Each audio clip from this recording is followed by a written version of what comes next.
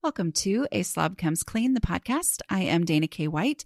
I share my personal deslobification process. As I figure out ways to keep my own home under control, I share the truth about cleaning and organizing strategies that actually work in real life for real people who don't love cleaning and organizing.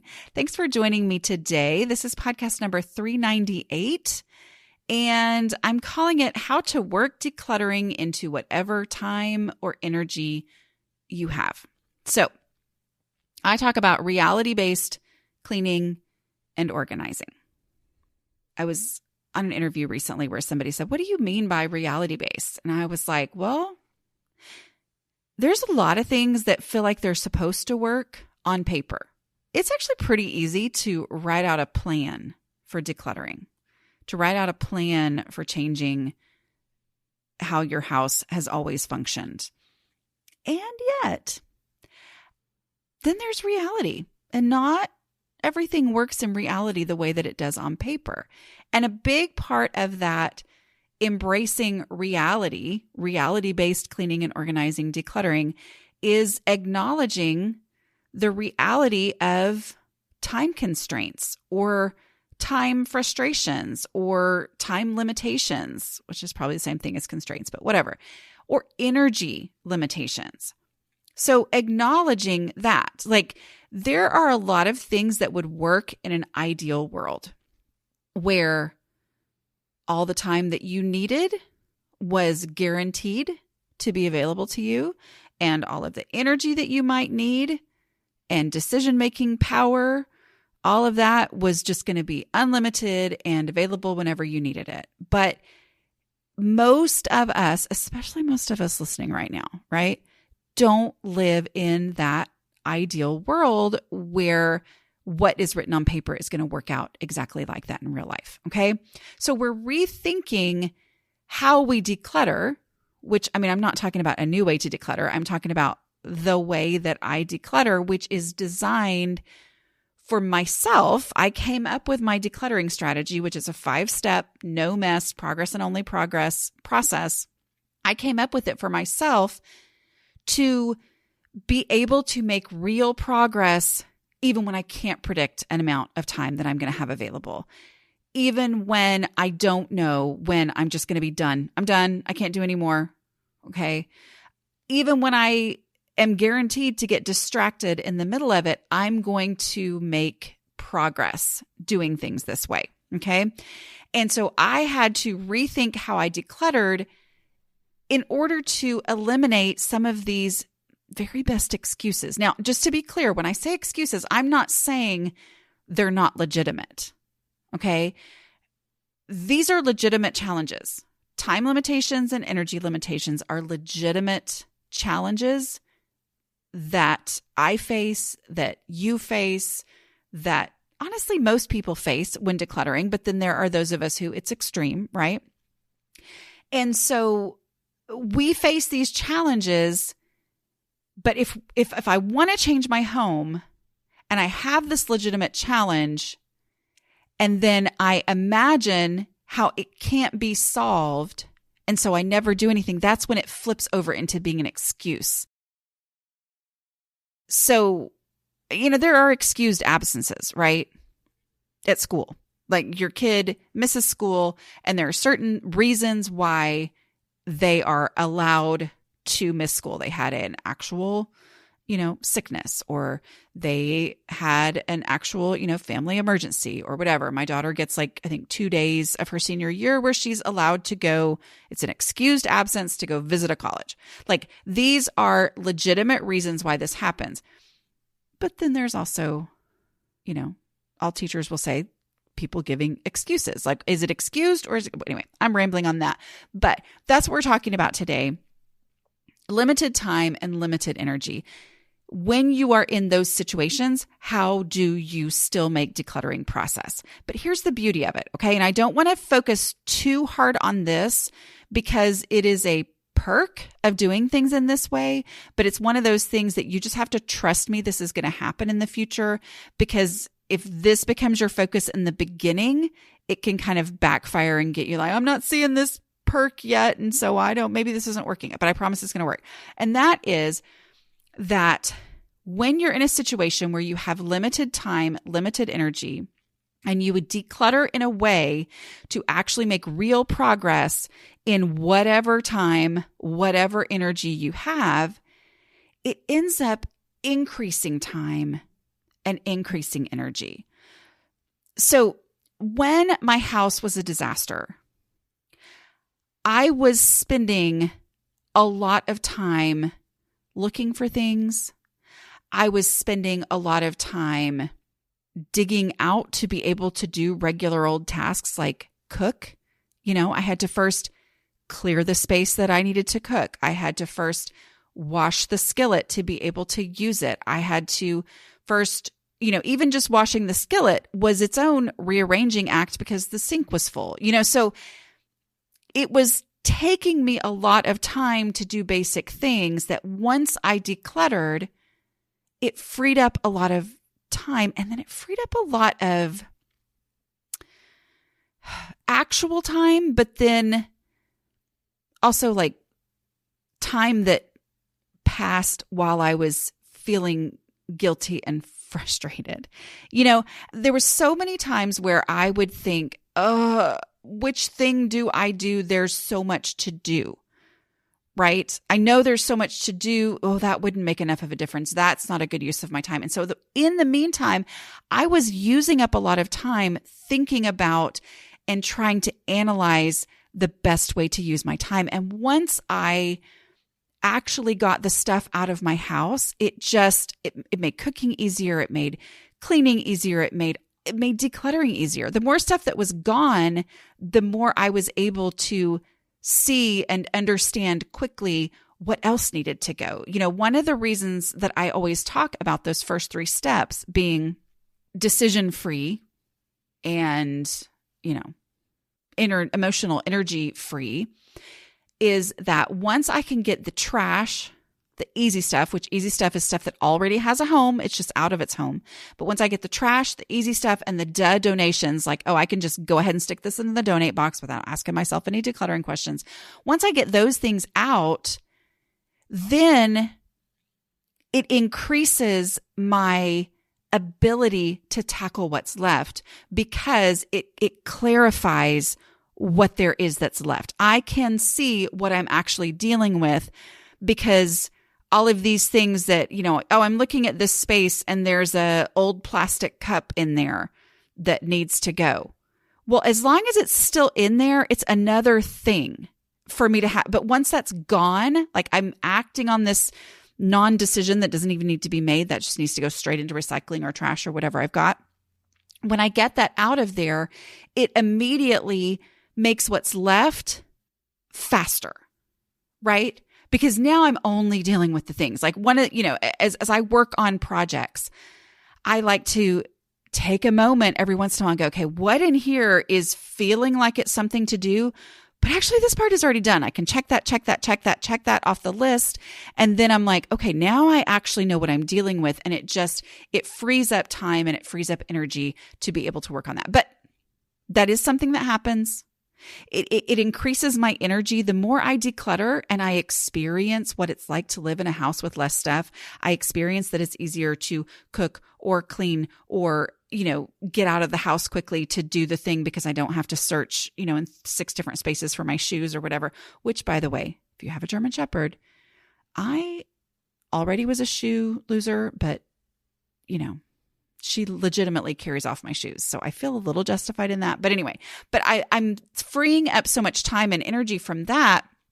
And I'm experiencing that increases that energy. Because we're going to talk about, sometimes it's physical energy and sometimes it's I don't have the energy to deal with this, right? Like I might have energy for some other things that sounded kind of fun, but I don't have the energy for this because just looking at the clutter makes me just feel like all the energy is just oozing out the bottom of my toe, right? Okay, but we're not going to worry about that now, but just know that's what we're going toward, right? Like we're going toward actually freeing up time and freeing up energy as you go. But let's talk about your right now, the situation that you're actually in. How do you make progress in the midst of that? Okay. So just to be clear, in case this is your first time to listen to my podcast, welcome. Many of you this is not your first time. And so you know the basics of my decluttering process. But let me just share them real quickly.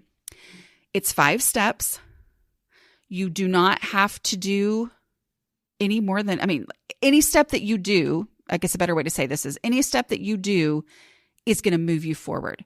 Because as we tackle a space, we never pull everything out of the space, because even though that feels really good for 2 seconds, when you look at the empty spot and you think, oh yeah, this looks nice, it's all free and clear. And then you turn around and there's a big pile of stuff and it completely shuts you down because you're overwhelmed, right? So we never do that. Instead, we take one item at a time, make a final decision about that item, even if that's a non-decision of, oh, this is trash, and we act on that decision immediately so that we never have to think about or analyze or worry about that item again. Okay. So the process itself, my 5-step process, if you want to get a copy of that, go to aslobcomesclean.com/5, F-I-V-E. If you go to that, if you have that process, and it's also in great detail in Decluttering at the Speed of Life, and it's also in Organizing for the Rest of Us, 2 of my books, you can go to aslobcomesclean.com/book. Anyway, all those links are always in my show notes on my podcast, right? But as you work through the 5 steps, you're making progress and only progress. In the moment, it doesn't have like a, wow, oh my goodness, like that feeling that you get when you just pulled everything out of a space and you see the emptiness. You don't have that, except that the wow comes from, oh, I have to step away because my kid needs me, or I have to step away because I totally forgot I was supposed to be doing such other thing, or I have to step away because I feel like stepping away. And I look back and I go, oh, that space looks better than it did before. And there is literally nothing sitting in a pile or in a box somewhere that I still have to do, that I need to feel guilty about, or that makes me go, ugh, man, that's not real progress because I still have all these other. No, every bit that I do is progress. So the method is progress and only progress, because I'm making final decisions about each item and I'm acting on that decision by taking it to this home that I established through the decluttering questions. Okay. And within that, something else for you to remember is that if you get to something that gets you stuck, that makes you feel like, oh no, I don't think, even though I've got decluttering questions, this item, no, I can't, even though it doesn't fit and there are other things that deserve space more than it does, I can't, skipping is valid.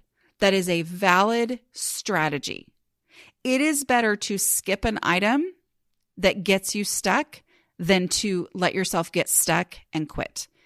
Because we're doing one item at a time, final decision by final decision, and acting on those final decisions, well, go ahead and move to the next thing that you can make a final decision about, that can go to its final home or leave your house, right? And your space is going to be better off, and that's our goal. Always remember that as we declutter using the No Mess Decluttering process, our goal is better. There is no way to fail at better if you do one thing. And the success that you feel from doing the one thing and being able to call that success because you made this space better, then increases your energy to be able to do another thing and another thing and another thing. And that's how we make real progress. Okay. And using this process is the way that you are able to make real decluttering progress with limited time and energy. I am not the person who is going to tell you that the way to make decluttering progress with limited time and energy is to just do it. Push yourself through. You can do it. Talk yourself into it. I'm not going to tell you that because I don't know your situation. I don't know if you can do that or not. And I also know from myself that talk like that backfires. I don't like people cheerleading me. I was a cheerleader, okay? 7th through 9th grade. But I don't like being cheerled or whatever the word would be. I don't like somebody being way too, you can do it, Dana. I'm like, yeah, I know I can do it. Thanks. And you telling me I can do it is not the reason I can do it. Okay. It's just, it does not work well with me. for some reason gets on my nerves big time, right? So I just want to make sure you understand that when I say, oh, you can make decluttering progress in any amount of time, I'm not saying that because I'm telling you that you can do it, you can push through. No, I'm saying, here's how you do it. You look at a space and you identify trash. And you say, is there any trash in here? I'm going to put that trash in the trash bag. That is the lowest amount of energy that you can spend, and yet it is real progress. Every item that you identify as trash, not decide as trash, but just realize, oh, that's trash in here, and you throw that item away, this space is a little bit better and you have been successful. And that's going to build on itself. And remember that even if you're looking for trash and there is no trash, there's always trash. But even if there actually is no trash, and this is the one time ever I've been wrong about it, you're still making progress because now you're looking at individual items, which is a part of my decluttering process, is to look, always look. Don't assume that you know what's in there. Don't assume it's all going to be overwhelming. Once you really identify the individual items that are in there, your brain is going to start to adjust and you're going to be able to move forward. But with each step in this process, not just trash, but also easy stuff, donations, where would I look for this first? All of those things, every single item is making it better. And that is being successful. That is how you declutter in whatever time and energy that you have. Not because you've pushed through, but because you've actually made real progress with every single item that you've worked on. Okay? All right, so let's talk about some specific but non-exhaustive, meaning not totally complete list of limited time. Disjointed or unpredictable schedules. I have done podcasts, strategy sessions with Patreon members. If you want to be a Patreon member, this is a great time. I know a lot of people do that in the new year. You can go to patreon.com/A Slob Comes Clean. But disjointed or unpredictable schedules. I have done strategy sessions with people who work nights and their family's home during the day, or, work 3 days on and 4 days off or whatever. And so it's hard to have this unpredictable schedule. And it's one of those things where, people will say, oh, what about, routine instead of schedule, blah, blah, blah. And I'm like, that's all great. But for me, what works best is for me to say, okay, when I have a moment that I can do something, what can I do completely that is not going to depend on me being able to do it again tomorrow at the exact same time? Like, I want the thing that I do to be real, actual progress instead of the first of 50 that I'm going to do this 50 times. I'm going to do this thing, because we all know it's probably not going to really happen 50 times. It's definitely not going to happen 50 times in a row, right? So what I mean by that is, a lot of times I will get questions from people and they will say, how long should I be decluttering every day?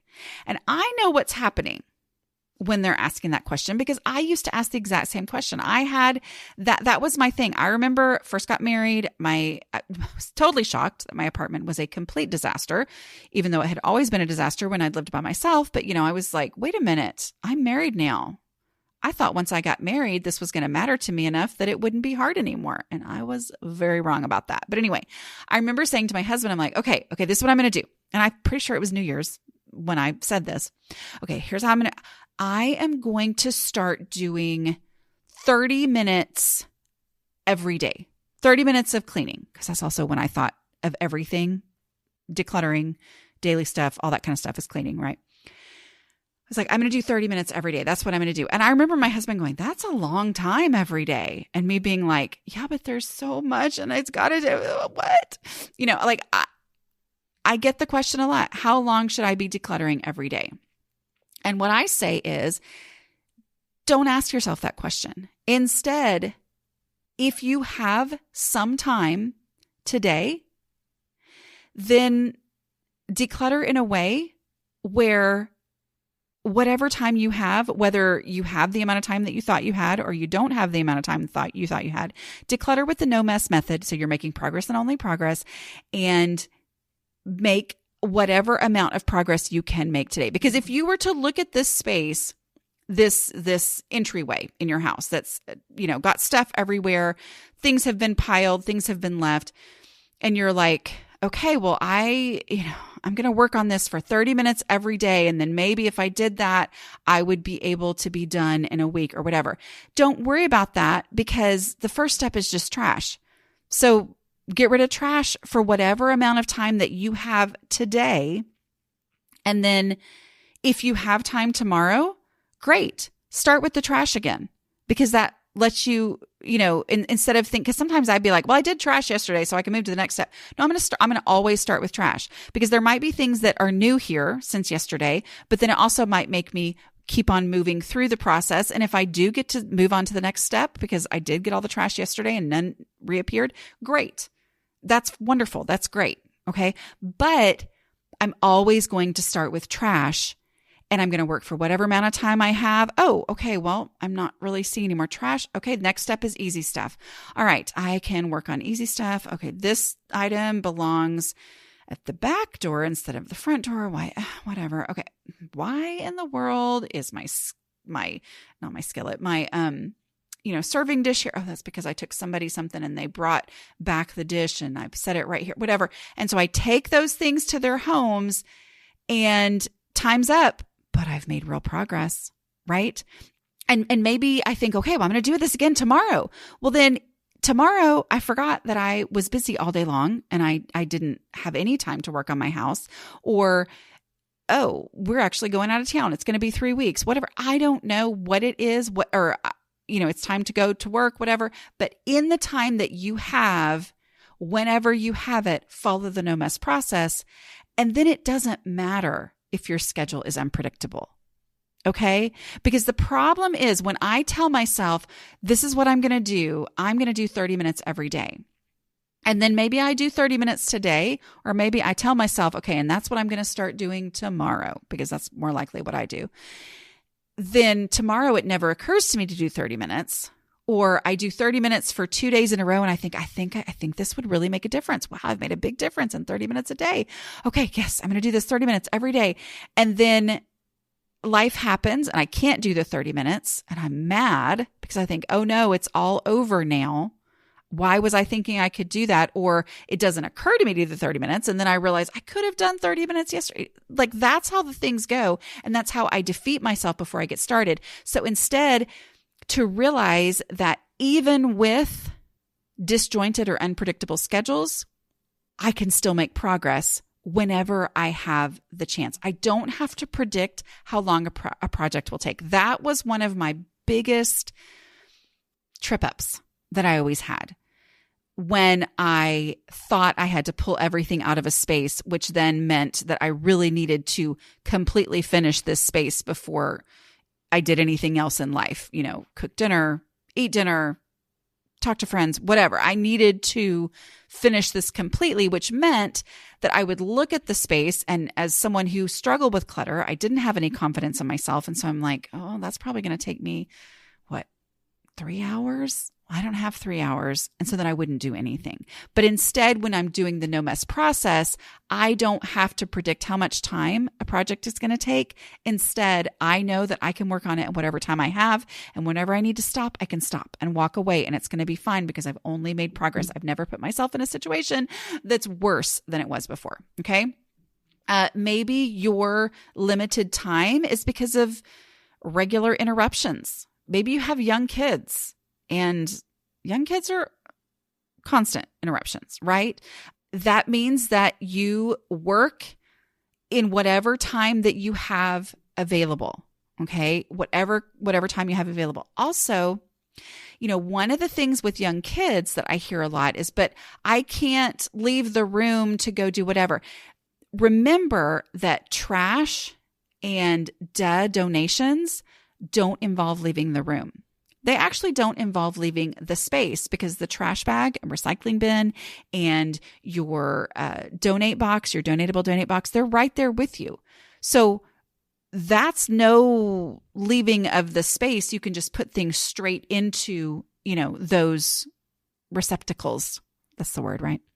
Put things straight into that. And you're making real progress by sticking stuff in the trash or recycling bin or donate box, right? But even the stuff that is easy or a, item that you determine its home according to where would I look for this first. So many times those items that are easy have an established home that's not outside of this room, that isn't something where you would have to leave this space and leave your, baby alone if you're not able to do that. Right. So that, which we're not going to leave babies alone, but you know what I mean? Whatever your situation is. If you can't leave that space, or if you can't leave that space because of which we're going to get into energy limitations, but because you can't do that, there's still so much you can do without leaving that space. And that's where that skipping is a valid strategy comes into play, right? You can make this space better. You can have less in this space, only dealing with the things that you don't have to leave this spot for. Right? So that doesn't mean we're setting them aside to deal with later. It just means we're skipping them. So the space is getting better and better and better. And yes, there's some stuff still in it that I'm going to have to deal with later, but we can often get rid of so much before we ever get to that by the time we get to that, we go, oh, well, there's 3 things that actually need to go in my kids' room, and they can crawl after me into my kids' room. I'm going to go take those there right now. But we're not setting them aside. We're not putting them in a keep box. We're not putting them in piles that are making a bigger mess when you declutter. We don't do that, right? So those regular interruptions, if I do things in a way where I'm like, I'm going to be okay. It's okay. I can get interrupted in the middle of this process, and I will have made progress, and that's okay. I'm going to do this in a way to acknowledge the fact that I have a life where I get regularly interrupted. It's amazing, how well that works. What about you're super busy with commitments that cannot be put off while house stuff can? You have a demanding job. You have a job where you're barely home. This is when you look for awkward pauses. Recognize that moment at home where you think, I have a little bit of time to do something, but it doesn't feel like it's even enough time to get started because I'm about to have to go do such and such. I'm about to have to leave the house or start up on whatever. Look for awkward pauses and remember that if you're following the no mess process, even if you've got 30 seconds, you can make actual decluttering progress because we count better and less as successful decluttering progress. And if you throw away one piece of trash, you've made it better and that space has less. You've been successful. So look for those awkward pauses because sometimes those awkward pauses are 7 minutes. Sometimes they're 40 minutes. You can get a lot done in 7 minutes. A lot if you follow the no mess process. Let's talk about some examples of limited energy. There are different, ebb and flow of life that give you different energy levels. There are physical limitations that give you different energy levels. Maybe you're under a lot of stress in other areas, the jobs and things, and that is making you have very limited energy for your home. One of the things I want to talk about is how energy levels and clutter thresholds are related. It's not the only factor in your clutter threshold. Your clutter threshold being, in case you're new here, the point at which you only have in your home what you can easily keep under control. So the amount of stuff that you personally can easily keep under control. So the only way to find it is to declutter until you hit this point where you realize, oh, I can handle my house now. I only have the amount of stuff that I can actually handle, okay? It fluctuates with different phases of life. And if you're in a phase of life or your reality for all of life is that you have very low energy levels, then a way to keep your house under control and to manage your home in the midst of those low energy levels is to have less stuff, okay? Dealing with one item all the way, meaning it either goes to its actual already established home or home that I established according to where I would look for it first, or sticking it in the donate box. But this item, I don't have to move it or make decisions about it again. It's actually going. One item gone from being clutter, not having a home and being excess, is an item that I don't have to deal with again in the future. So really focusing on less often means that I don't have the energy to take this item where I would look for it first, which often makes me evaluate, do I really have the energy for this item at all in my house? Is it something that just doesn't fit with my current life and my current energy level? It lessens the futility. I'm going to deal with this item by eliminating it so that I don't have to deal with it again in the future. Okay. Getting rid of this item is going to have a lasting effect on my space and on my energy. I won't have to spend energy on this item again. So if energy is the issue, having less stuff is very helpful. And thinking of it in that way of realizing I have energy limitations, so I'm going to get rid of more stuff than I might have at a different phase of my life where I didn't have these energy limitations and I could have handled more stuff. Okay. There's even more impact to the take it there now. Okay. But remember, skipping is fine. I just want to say, skipping an item, leaving it in this space because you can't deal with it now. Don't let it stop the decluttering progress. Go ahead and move to the next thing.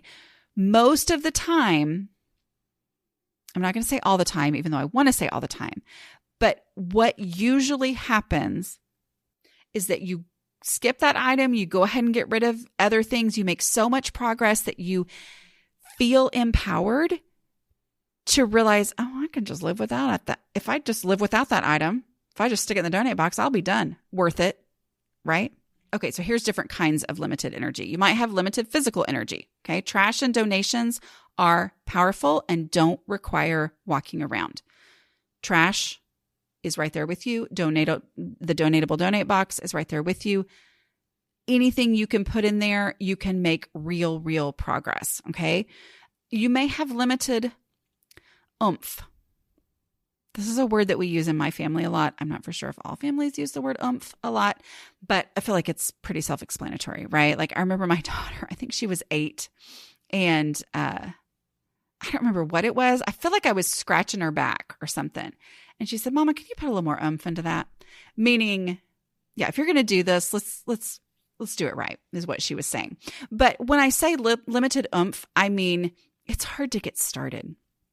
Maybe it's not an explainable reason or a reason that you have on paper somewhere for why you don't feel any energy. Maybe it's something, you're struggling with some depression or whatever. It's hard to get started. It's important to give yourself that permission to make progress without expectations or pressure to finish.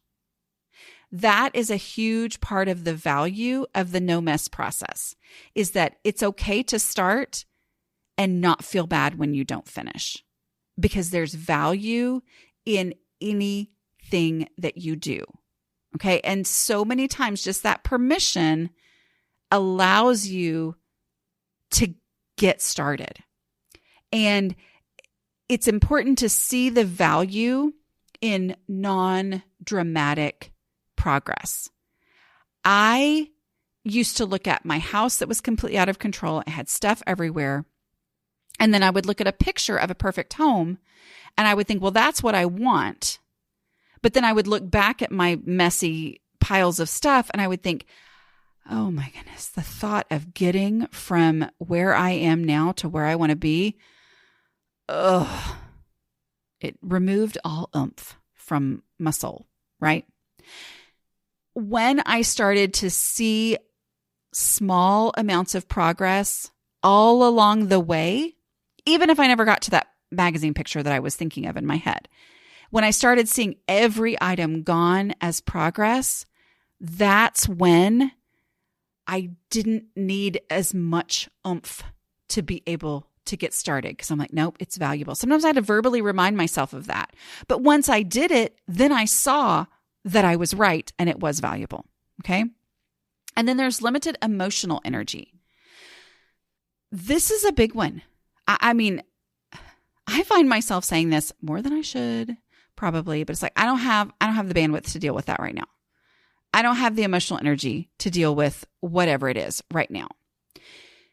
And I think you know what I'm talking about, right?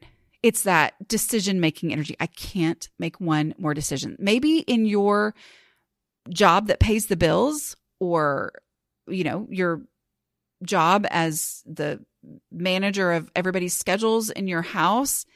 I mean, there are times where I'm like, I can't make another decision. I can't. I can't. Please don't ask me.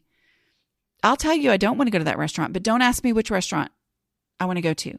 Like, I am making real decisions all day long. One more decision, it's just too much. I mean, that's honestly what I'm talking about a lot of the times with emotional energy. Okay. Maybe it's that you don't have the energy to deal with the grief that you know that you're going to encounter and that you're going to face and go through once you actually deal with this clutter. Say, I need to not have a day where I'm feeling all those feelings that I know I'm going to feel when I go through these sentimental items. Okay. Remember that, again, a lot of progress can be made before you ever use any emotional energy. The first 3 steps of the process, trash, easy stuff, dead donations, are by definition things that require no decisions. If they require a decision, then they're actually not trash, easy stuff, or a dead donation. And you can say, I'll get to that when I get to steps 4 and 5. Okay. Those first 3 steps, change a space, change how you feel about a space, give you momentum, build momentum, but they don't use emotional energy. And if they're using emotional energy, then that's not what you should be doing right now. Okay. So remember, the process, even in those last 2 steps, does not use emotions. We don't ask ourselves how we feel about things. We don't assess the value of an item, which a lot of times is the emotional part of it, right? It's like, oh, is this useful? Oh, might I ever use this? Is this something I should keep? Blah, blah, blah. We don't do that. We don't ask ourselves those kinds of questions. Instead, we use, where would I look for it first? I'm going to take it to that spot. Is there any room for it there? Oh, there's not. Okay. Am I willing to get rid of something else in order to make the space for this item so that it has a place in my home? That's how we do things, as opposed to all of these emotions. So even if you have limited emotional energy, you can still make, honestly, with my process, you can make all of your decluttering progress without ever using emotions. We're going to acknowledge the fact that emotions are real, but they're not used in the process. And so not having emotional energy, remind yourself, okay, I am going to start on these first 3 steps, and then I'm going to keep on going if I can. And if something's too hard, I can always skip it. But using the process the way that we do, you're going to be amazed at how much progress you make without ever having to use emotional energy. Remember too, that most recluttered spaces only have the first 3 steps in them, meaning are going to be back to being, when you've worked on a space and then you're like, oh no, this space is cluttered again. It feels like you're back to square one, but you're not. You made hard decisions the other time by, using the process so that you weren't using emotional energy, but still they were hard decisions. Now, yes, the space has had things drift into it, but it's really usually only the first 2 things, trash and easy stuff, that has drifted here. Okay. So you're probably going to make that space get back to where it was when you finished decluttering before, in just using those first couple of steps, right? Okay. I hope this has been helpful as you work on your home. Don't forget, if you're listening to this in real time, the Take Your House Back course is on sale if you don't have your own Christmas gift yet. And people have been asking, what do you want? And you've been thinking, oh no, I don't know what I want. I don't need more stuff, but I've always wanted to take that Take Your House Back course. This is the time, right? So it is on sale right now. It is $97 through, I believe, January 10th. Go to aslobcomesclean.com/take and grab it there. I know I've got the little front and end of the podcast that talked about that too, but I wanted to mention it. But I do want to say this list that we've talked about of examples of limited physical energy or examples of limited time, it's not an exhaustive list, meaning I did not cover every single scenario.